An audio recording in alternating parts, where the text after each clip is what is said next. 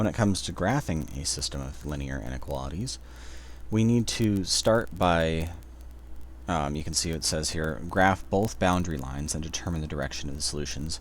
We're only going to shade one region. So if we, actually let's just do a couple of quick examples here. Let's say our boundary lines look like this and like this. For our first line, let's say points on this side of the line satisfy the inequality. And for our second line, let's say points on this side of the line satisfy the inequality. You can see there's 4 separate regions here that we kind of divide the plane into. And if we're talking about which region satisfies both of these inequalities, it needs to be on the correct side of both of these lines. And this region right here is exactly the region that satisfies both of them. If in another circumstance, let's say we had lines that look like this, we need to be on that side of that line, need to be on this side of that line, so let's say those are parallel, and then we need to be on below this line. Let's actually make one of these a dashed line, because it doesn't really impact anything. There.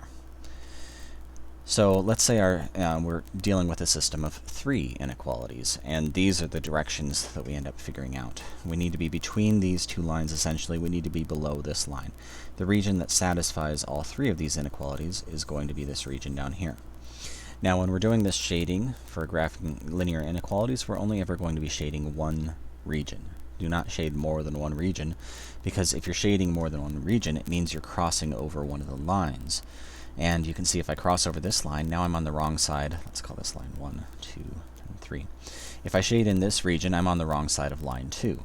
If I was to cross over this line, cross over line 3, I'm now on the wrong side of line 3. If I cross over this one, I'm on the wrong side of line 1. So there's only going to be at most one region that satisfies all of the inequalities. I say at most because it is entirely possible. If let's say we had this situation where we had parallel lines, and we wanted to be on the outside of both of these lines, well, it's not possible to be on the correct side of both of these lines here. This one would be no solutions. And you could think through this one part at a time. You could think through, okay, should this region be shaded in? No, it's on the wrong side of line 2. This region? No, it's on the wrong side of line 2. This region? No, it's on the wrong side of line 1. So there is nowhere that any points would exist in this particular situation that would satisfy both of those linear inequalities.